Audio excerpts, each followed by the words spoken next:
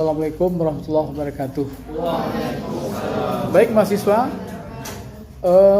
dari seluruh diskusi yang ada, yang lah nampak, alhamdulillah hari ini kita membahas tentang hal-hal yang kaitannya dengan Keminangkabauan.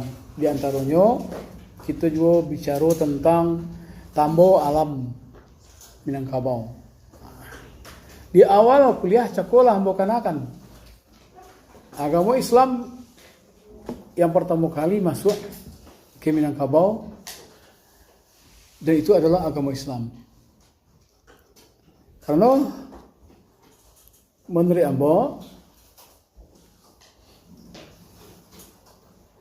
kalau ada orang mengecekkan agama selain Islam yang masuk ke Minangkabau, tentu ada peninggalannya. Pasti ada peninggalan. Hindu Buddha pasti ada peninggalannya. Ya, kalau Kristen pasti ada peninggalannya. Jangan kalah agama lain, awak saja bertamu ke rumah orang pasti ada peninggalan. Ya. Dari ke rumah kawan, ada yang dibawa minimal plastik ke isi pemakanan. Ya, apalagi nanti awak ke rumah dan sana, ke rumah bako, pasti ada yang dibawa. Berarti kan yang dibawa tadi itu kan ditinggalkan itu. Itu kan peninggalan tuh. Begitu pula kalau awak putih hati begadang, putih mata dapat dicaliak, awak bagikan peninggalan lo seruman pemakanan. Kalau di Minang kan ada ubi, ada taleh, ada budi, ada baleh. Seluruhnya seruman itu. Di onyoan orang godok nyo baleh jo. Nyo boleh lah, kalau godok kan boleh itu. Nyo baleh jo onde-onde. Model itu.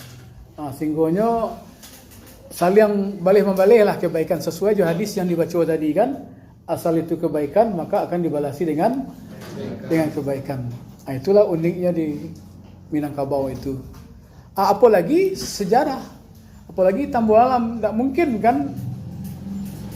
Pokoknya Mbak berkeyakinan agama yang pertama masuk di Minangkabau itu adalah agama Islam. Tidak ada agama yang lain. Kalau memang ada agama yang lain, tentu lah banyak candi-candi yang berdiri di situ, lah banyak kastil-kastil yang berdiri di situ. Tapi di Minangkabau, lalu apa kamu orang sebelum Islam masuk ke Minangkabau? Lain lo ceritanya. Sebelum Islam masuk ke Minangkabau, di Minangkabau hanya mengenal yang sifatnya yang disebut dengan animisme. Itulah mungkin yang digambarkan oleh Dunsana awak tadi kan akan menekan kita bahwa orang Minangkabau itu sebelum Islam masuknya aliran kepercayaannya kepada kekuatan-kekuatan roh-roh yang terdahulu, sehingga itu yang nyoki ramaikan. Sehingga itu tak bawa-bawa lah, ada mana Islam kadang-kadang itu tak bawa-bawa juga sampai gini. Tuhannya Allah, Rasulnya Muhammad SAW. Tapi kalau ketika nyoka meminta, bawa silah lo dulu ke gurunya, bawa silah lo dulu ke pesaru bagai kan seperti itu. Tiba di pesarunya macam-macam caranya mengecek. Di hal-hal yang model itu tidak boleh. Karena dalam Islam tidak lagi mengenal animisme. Setelah Islam masuk itu la tusyrik billah. Tidak lagi kita boleh memperserikatkan Allah Subhanahu wa ta'ala. Jadi kalau memang Islam itulah ada dahulunya, itu jelas. Allah pun lah mengatakan dalam surah Al-Imran, kalau tidak salah itu ayat yang ke-9 atau 9 balik. Inna dina kindallahil Islam. Sesungguhnya agama yang mulia itu di sisi Allah adalah agama Islam. Maka ambo kalau tambo menurut ambo, kalau saya lihat dari tulisan-tulisan yang ada, tambo itu kan cerita. Kalau Abo perhatikan dari tulis-tulisan yang ada, tambo itu hanya sekadar legenda. Kan seperti itu. Kalau nama tidak, tambo itu adalah kisah. Kisah yang ada riwayatnya. Kisah itu ada riwayatnya. Jadi dalam bahasa Arab, kisah itu memiliki riwayat, sehingga ada sanadnya.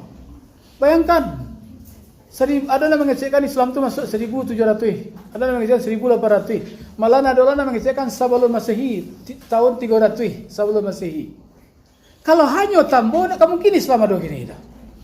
Kalau hanya cerita legenda saja, tak mungkin Islam itu bertahan di Minangkabau sampai kini. Bahkan satu-satunya di dunia suku di luar Arab Saudi yang menyatakan 100% Islam itu di Minangkabau adalah orang Minang yang berani mengatakan seperti itu.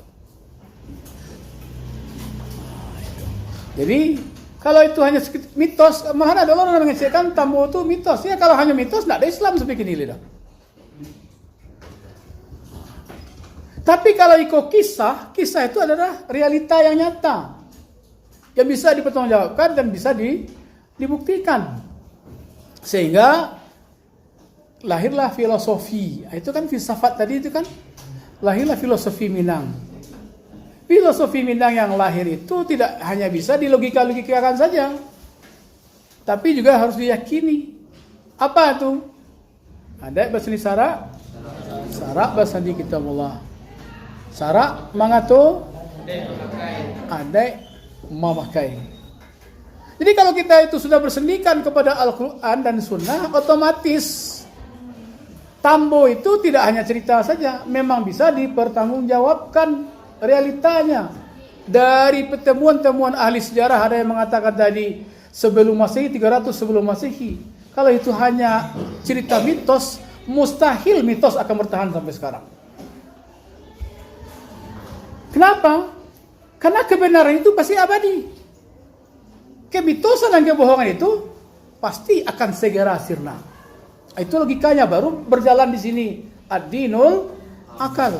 Agama untuk orang yang Agama untuk orang yang berakal. Makanya ulama-ulama tasawuf mengatakan dalam bahasa Arab, man arafa nafsah faqad arafa rabbah. Siapa yang tahu dengan dirinya, maka dia akan tahu dengan Tuhannya. Siapa yang tahu dengan Tuhannya, maka dia akan tahu dengan dirinya. Maka kalau Tambo itu kita jadikan itu kisah, cocoklah apa yang dikatakan dalam Al-Quran. Karena kisah itu akan bertahan. Sejak dia ada sampai sekarang dia akan bertahan. Apa kata Allah dalam Al-Quran? Itu bisa kita lihat di dalam surat Al-A'raf ayat 176. Bismillahirrahmanirrahim. Faqsusil qasasi la'allahum yatafakkarun. Dinyatakan, maka ceritakanlah kepada mereka kisah-kisah itu, wahai orang-orang yang berfikir. Sampai hari ini inilah orang Minang itu. Mereka semuanya adalah pemikir-pemikir. Mereka semuanya adalah orang-orang yang memiliki kisah, dan mereka semuanya orang-orang yang memiliki sejarah dan bisa dipertanggungjawabkan sampai hari ini. Dan bahkan tidak saja itu, Allah pun mengatakan dalam Quran surat Yusuf, laqad kana fi qasasihim ibratun li ulil albab. Sesungguhnya pada cerita-cerita mereka itu terdapat pelajaran bagi mereka orang-orang yang berfikir. Jadi jelas itu dasarnya yang pertama, bahwa kita meyakini ternyata Tambo itu tidak hanya legenda, tidak hanya cerita, tidak hanya dongeng, tapi menurut analisa saya, Tambo itu adalah kisah yang bisa dipertanggungjawabkan dengan akal pikiran. Walaupun adat istiadat itu dalam orang Arab mengatakan al-alam mutaghayyir, alam itu berubah. Tapi walaupun alam berubah, Minangkabau sampai hari ini tetap Islam agamanya.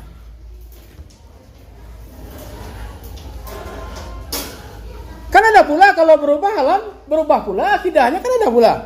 Berubah pula keyakinannya, kan ada pula. Tapi kita di Minangkabau tidak pernah berubah. Jadi ini dasar saya yang pertama, menyatakan hal yang semacam itu. Yang kedua, apa yang membuat saya yakin bahwa Islam itu adalah agama yang pertama masuk di Minangkabau?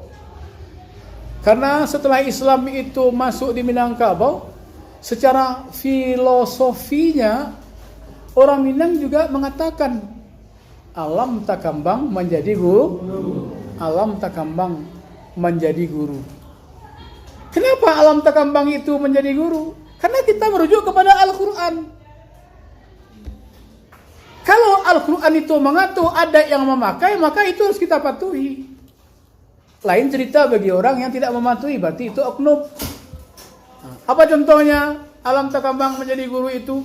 Di dalam Al-Quran mungkin Anda pelajari dalam tafsir. Al-Quran itu ada namanya qauliyah, ada namanya kauniyah. Qauliyah apa itu? Itu yang Anda baca. Kitab Al-Quran yang 30 juz itu, yang 114 surat itu. Ya. Yang jumlah suratnya berapa semuanya? 6.600? Ada yang 66 ayat, ada yang mengatakan berapa lagi? Ada yang kurang dari itu. Ya? Itu qauliyah semuanya. Itulah yang diwahyukan Allah melalui Jibril kepada Nabi Muhammad yang diawali dengan Iqra. Iqra, baca. Jadi Tambu Alam itu bukan cerita saja. Tambu Alam itu adalah berdasarkan Al-Quran. Surah Al-Alaq ayat 1 sampai 5 itu. Iqra bismi rabbikal ladzi khalaq, khalaqal insana min 'alaq. Iqra wa rabbukal akram alladzi 'allama bil qalam, 'allamal insana ma lam ya'lam. Jadi kalau kita sudah kembali kepada Al-Quran, maka saya yakin Tambo itu bukan legenda saja. Bukan cerita dongeng saja. Kenapa? Kalau orang itu sudah membaca, sampai kapanpun orang yang membaca itu, pasti dia akan mendapatkan ilmu. Sampai kapanpun orang yang membaca itu, pasti dia akan hafal. Sampai kapanpun orang yang membaca itu, pasti dia akan ingat. Sampai kapanpun orang yang membaca itu, pasti dia akan paham. Sampai kapanpun orang yang membaca itu, inilah orang Minang, pasti dia akan mengamalkannya. Makanya Islam sampai sekarang bertahan. Walaupun ada yang mengatakan 300 sebelum Masehi, atau ada yang mengatakan 1700 atau 1800 sesudah Masehi. Tapi Islam tetap adanya. Kenapa? Karena kita tetap berdasarkan kepada Al-Quran dan hadis. Maka lahirlah itu apa yang saya sebutkan tadi. Bahwa kita alam ini dijadikan takambang menjadi guru. Itu yang kedua. Yang ketiga, dasar saya berpikir adalah ketika ini sudah menjadi satu keyakinan bagi kita orang Minang bahwa Islam itu tidak akan pernah berubah-ubah, sehingga sudah disepakati apa yang disampaikan oleh rekan kita tadi. Di Bukit Pato, tapeknya di belakang Istana Pagaru, yang disepakati oleh rajo-rajo dan disepakati oleh alim ulama di puncak Pato tersebut. Dan itulah yang saat ini bukan hanya melenganda, tetapi itu nyata adanya. Jadi kalau sudah itu nyata adanya, maka jangan cari lagi filosofi yang lainnya. Maka kita harus mematuhi itu supaya ada bahasa di syarak bahasa di kitabullah, syarak mengatur, ada memakai. Bagaimana cara kita untuk mampu mempertahankannya? Inilah kearifan lokal orang Minangkabau. Apa kearifan lokal yang ditinggalkan orang Minangkabau yang berdasarkan Islam itu? Kata surang iyo babulei, kata basamu iyo bapayukan, nan rajo kata mu pakai. Nan bana kato sayo. Nan bana datang dari nan satu, itulah Allahu Rabbi. Mako itu yang dibaca tadi.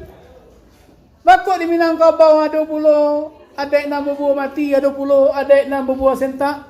Kan sampai seperti itu pertanyaannya tadi. Apa kasih ada yang berbuah sentak? Ada yang berbuah mati. Kalau ada itu berbuah mati itu dicabutnya tidak pernah mati. Biasa tidak pernah layu. Satitiak tidak pernah hilang. Sabari tidak pernah bisa dilupakan. Itulah kitabullah Al-Quran Karim, dan itulah sunnah Rasulullah Muhammad sallallahu alaihi wasallam. Makanya orang Minang kalau lah seramaniko, makanya yakin raditu billahi rabba wa bil islami dina wa bi Muhammadin nabiyya wa rasulah. Orang Minang saya dulu, kalau laiku yang nyopaci ya, nyo reda, aku reda, Allah itu Tuhanku. Aku reda bahwa Islam agamaku. Aku reda bahwa Nabi Muhammad itu adalah Rasulku. Jadi inilah barangkali perkuliahan kita pada kesempatan hari ini, persoalan-persoalan yang kita bahas dalam rangka mencari awal dan mencari kebenaran tentang Minangkabau yang ada di Sumatera Barat. Demikian uraian dari saya. Terima kasih. Alhamdulillahirrahmanirrahim. Wassalamualaikum warahmatullahi wabarakatuh. Assalamualaikum warahmatullahi wabarakatuh. Baik mahasiswa, dari seluruh diskusi yang ada, yang lah nampak, alhamdulillah hari ini kita membahas tentang hal-hal yang kaitannya dengan keminangkabauan. Di antaranya kita juga bicara tentang tambo alam Minangkabau. Di awal kuliah cakolah mbokanakan agama Islam yang pertama kali masuk ke Minangkabau, dan itu adalah agama Islam. Karena menurut ambo, kalau ada orang mengecekkan agama selain Islam yang masuk ke Minangkabau, tentu ada peninggalannya. Pasti ada peninggalan. Hindu Buddha pasti ada peninggalannya. Ya, kalau Kristen pasti ada peninggalannya. Jangan kalah agama lain. Awak saja bertamu ke rumah orang, pasti ada peninggalan. Ya, dari ke rumah kawan, ada yang dibawa minimal plastik ke isi pemakanan. Ya, apalagi nanti awak ke rumah dan sana, ke rumah bako, pasti ada yang dibawa. Berarti kan yang dibawa tadi itu kan ditinggalkan itu. Itu kan peninggalan tuh. Begitu pula kalau awak putih hati begadang, putih mata dapat dicaliak, awak bagikan peninggalan lo seruman pemakanan. Kalau di Minang kan ada ubi, ada taleh, ada budi, ada baleh. Seluruhnya seruman itu. Di onyoan orang godok, nyo baleh jo. Oh, nyo boleh lah kalau godok kan boleh itu. Nyo baleh jo onde-onde. Macam itu. Singgonyo saling balih membalih lah kebaikan sesuai jo hadis yang dibaca tadi kan, asal itu kebaikan maka akan dibalasi dengan kebaikan. Itulah uniknya di Minangkabau itu. Apalagi sejarah, apalagi tambo alam, tak mungkin kan. Pokoknya bo berkeyakinan agama yang pertama masuk di Minangkabau itu adalah agama Islam. Tidak ada agama yang lain. Kalau memang ada agama yang lain, tentu lah banyak candi-candi yang berdiri di situ, lah banyak kastil-kastil yang berdiri di situ. Tapi di Minangkabau, lalu apa agama orang sebelum Islam masuk ke Minangkabau? Lainlah ceritanya. Sebelum Islam masuk ke Minangkabau, di Minangkabau hanya mengenal yang sifatnya yang disebut dengan animisme. Itulah mungkin yang digambarkan oleh Dunsana awak tadi kan akan menekan kita bahwa orang Minangkabau itu sebelum Islam masuknya aliran kepercayaannya kepada kekuatan-kekuatan roh-roh yang terdahulu, sehingga itu yang nyokira mainkan. Sehingga itu tak bawa-bawa lah, ada mana Islam kadang-kadang itu tak bawa-bawa juga sampai gini. Tuhannya Allah, Rasulnya Muhammad SAW. Tapi kalau ketika nyoka meminta, bawa silah lo dulu ke gurunya, bawa silah lo dulu ke pesaru bagai kan seperti itu. Tiba di pesarunya macam-macam caranya mengecek. Di hal-hal yang model itu tidak boleh. Karena dalam Islam tidak lagi mengenal animisme. Setelah Islam masuk itu la tusyrik billah. Tidak lagi kita boleh memperserikatkan Allah Subhanahu wa taala. Jadi kalau memang Islam itulah ada dahulunya, itu jelas. Allah pun lah mengatakan dalam surah Al-Imran, kalau tidak salah itu ayat yang keberapa 9 atau 9 balik. Inna dina kindallahil Islam. Sesungguhnya agama yang mulia itu di sisi Allah adalah agama Islam. Maka ambo kalau tambo menurut ambo, kalau saya lihat dari tulisan-tulisan yang ada, tambo itu kan cerita. Kalau ambo perhatikan dari tulisan-tulisan yang ada, tambo itu hanya sekadar legenda, kan seperti itu. Kalau ambo tidak, tambo itu adalah kisah. Kisah yang ada riwayatnya. Kisah itu ada riwayatnya. Jadi dalam bahasa Arab, kisah itu memiliki riwayat, sehingga ada sanadnya. Bayangkan, ada yang mengecekkan Islam itu masuk 1700, ada yang mengecekkan 1800, malah ada orang yang mengecekkan sebelum Masehi, tahun 300 sebelum Masehi. Kalau hanya tambo, tak mungkin Islam ada gini dah. Kalau hanya cerita legenda saja, tak mungkin Islam itu bertahan di Minangkabau sampai kini. Bahkan satu-satunya di dunia suku di luar Arab Saudi yang menyatakan 100% Islam itu di Minangkabau adalah orang Minang. Yang berani mengatakan seperti itu. Jadi kalau itu hanya mitos, mana ada orang yang mengecekkan tambo itu mitos. Ya kalau hanya mitos, tidak ada Islam seperti ini lidah. Tapi kalau ikut kisah itu adalah realita yang nyata. Yang bisa dipertanggungjawabkan dan bisa dibuktikan. Sehingga lahirlah filosofi. Itu kan filsafat tadi itu kan. Lahirlah filosofi Minang. Filosofi Minang yang lahir itu tidak hanya bisa dilogika-logikakan saja, tapi juga harus diyakini. Apa itu? Ada bahasa ni sarak bahasa di kitabullah. Sarak mangato ada memakai. Jadi kalau kita itu sudah bersendikan kepada Al-Quran dan Sunnah, otomatis tambo itu tidak hanya cerita saja, memang bisa dipertanggungjawabkan realitanya. Dari pertemuan-temuan ahli sejarah ada yang mengatakan tadi sebelum Masehi, 300 sebelum Masehi. Kalau itu hanya cerita mitos, mustahil mitos akan bertahan sampai sekarang. Kenapa? Karena kebenaran itu pasti abadi. Kemitosan dan kebohongan itu pasti akan segera sirna. Itu logikanya, baru berjalan di sini. Ad-dinul akal. Agama untuk orang yang berakal. Makanya ulama-ulama tasawuf mengatakan dalam bahasa Arab, man arafa nafsah faqad arafa rabbah.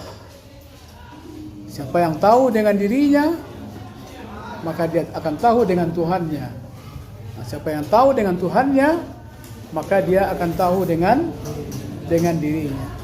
Maka kalau tambo itu kita jadikan itu kisah, cocoklah apa yang dikatakan dalam Al-Quran. Karena kisah itu akan bertahan. Sejak dia ada sampai sekarang dia akan bertahan. Apa kata Allah dalam Al-Quran? Itu bisa kita lihat di dalam surat Al-A'raf ayat 176.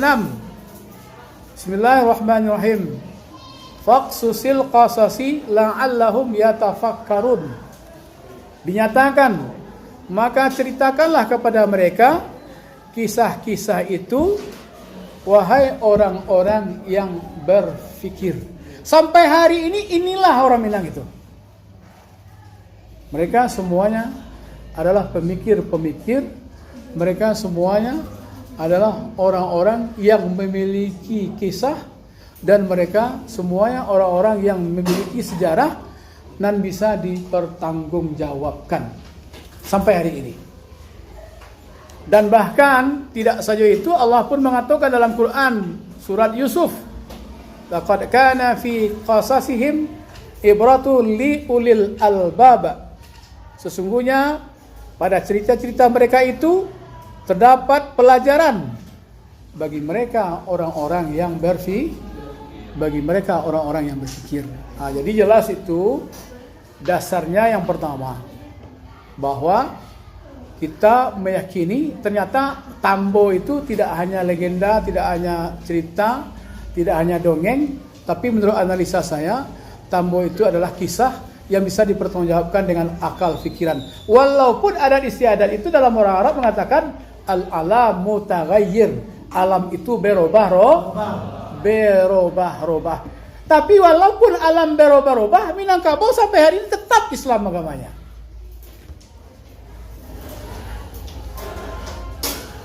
Kan ada pula kalau berubah alam, berubah pula akidahnya, kan ada pula. Berubah pula keyakinannya, kan ada pula. Tapi kita di Minangkabau tidak pernah berubah. Jadi ini dasar saya yang pertama, menyatakan hal yang semacam itu. Yang kedua, apa yang membuat saya yakin bahwa Islam itu adalah agama yang pertama masuk di Minangkabau? Karena setelah Islam itu masuk di Minangkabau, secara filosofinya orang Minang juga mengatakan alam takambang menjadi guru. Alam takambang menjadi guru. Kenapa alam takambang itu menjadi guru? Karena kita merujuk kepada Al-Quran. Kalau Al-Quran itu mengatur adat yang memakai, maka itu harus kita patuhi. Lain cerita bagi orang yang tidak mematuhi, berarti itu oknum. Apa contohnya alam takambang menjadi guru itu? Di dalam Al-Quran mungkin Anda pelajari dalam tafsir. Al-Quran itu ada namanya qauliyah, ada namanya kauniyah. Qauliyah apa itu? Itu yang Anda baca. Kitab Al-Quran yang 30 juz itu, yang 114 surat itu. Ya. Yang jumlah suratnya berapa semuanya? 6.600? Ada yang 66 ayat, ada yang mengatakan berapa lagi? Ada yang kurang dari itu. Ya? Itu qauliyah semuanya. Itulah yang diwahyukan Allah melalui Jibril kepada Nabi Muhammad, yang diawali dengan Iqra. Iqra, baca. Jadi Tambu Alam itu bukan cerita saja. Tambu Alam itu adalah berdasarkan Al-Quran. Surah Al-Alaq ayat 1 sampai 5 itu. Iqra bismi rabbikal ladzi khalaq, khalaqal insana min 'alaq. Iqra wa rabbukal akram alladzi 'allama bil qalam, 'allamal insana ma lam ya'lam. Jadi kalau kita sudah kembali kepada Al-Quran, maka saya yakin Tambo itu bukan legenda saja. Bukan cerita dongeng saja. Kenapa? Kalau orang itu sudah membaca, sampai kapanpun orang yang membaca itu, pasti dia akan mendapatkan ilmu. Sampai kapanpun orang yang membaca itu, pasti dia akan hafal. Sampai kapanpun orang yang membaca itu, pasti dia akan ingat. Sampai kapanpun orang yang membaca itu, pasti dia akan paham. Sampai kapanpun orang yang membaca itu, inilah orang Minang, pasti dia akan mengamalkannya. Makanya Islam sampai sekarang bertahan. Walaupun ada yang mengatakan 300 sebelum Masehi, atau ada yang mengatakan 1700 atau 1800 sesudah Masehi, tapi Islam tetap adanya. Kenapa? Karena kita tetap berdasarkan kepada Al-Quran dan hadis. Maka lahirlah itu apa yang saya sebutkan tadi. Bahwa kita alam ini dijadikan takambang menjadi guru. Itu yang kedua. Yang ketiga, dasar saya berpikir adalah ketika ini sudah menjadi satu keyakinan bagi kita orang Minang bahwa Islam itu tidak akan pernah berubah-ubah, sehingga sudah disepakati apa yang disampaikan oleh rekan kita tadi. Di Bukit Pato, tapeknya di belakang Istana Pagaru, yang disepakati oleh rajo-rajo dan disepakati oleh alim ulama di puncak Pato tersebut. Dan itulah yang saat ini bukan hanya meleng ganda, tetapi itu nyata adanya. Jadi kalau sudah itu nyata adanya, maka jangan cari lagi filosofi yang lainnya. Maka kita harus mematuhi itu supaya ada bahasa di syarak bahasa di kitabullah, syarak mengatur ada memakai. Bagaimana cara kita untuk mampu mempertahankannya? Inilah kearifan lokal orang Minangkabau. Apa kearifan lokal yang ditinggalkan orang Minangkabau yang berdasarkan Islam itu? Kata surang iyo babulei, kata basamu iyo bapayukan, nan rajo kata mu pakai, nan bana kata sayo. Nan bana datang dari nan satu, itulah Allahu Rabbi. Maka itu yang dibaca tadi. Maka di Minangkabau ada pula adik nama buah mati, ada pula adik nama buah sentak. Kan sampai seperti itu pertanyaannya tadi. Apa kasih adik babuah sentak? Adik babuah mati. Kalau adik itu babuah mati itu dicabutnya tak pernah mati. Biasanya tak pernah layu. Satitiak tak pernah hilang. Sabari tak pernah bisa dilupakan. Itulah kitabullah Al-Quran Karim dan itulah sunnah Rasulullah Muhammad sallallahu alaihi wasallam. Makanya orang Minang kalau lah seramanika, makanya yakin raditu billahi rabba wa bil islami dina wa bi Muhammadin nabiyya wa rasula. Orang Minang saya dulu kalau laiku yang nyopaci nyo reda, aku reda Allah itu Tuhanku. Aku reda bahwa Islam agamaku. Aku reda bahwa Nabi Muhammad itu adalah Rasulku. Jadi inilah barangkali perkuliahan kita pada kesempatan hari ini, persoalan-persoalan yang kita bahas dalam rangka mencari awal dan mencari kebenaran tentang Minangkabau yang ada di Sumatera Barat. Demikian uraian dari saya. Terima kasih. Alhamdulillahirabbil alamin. Wassalamualaikum warahmatullahi wabarakatuh.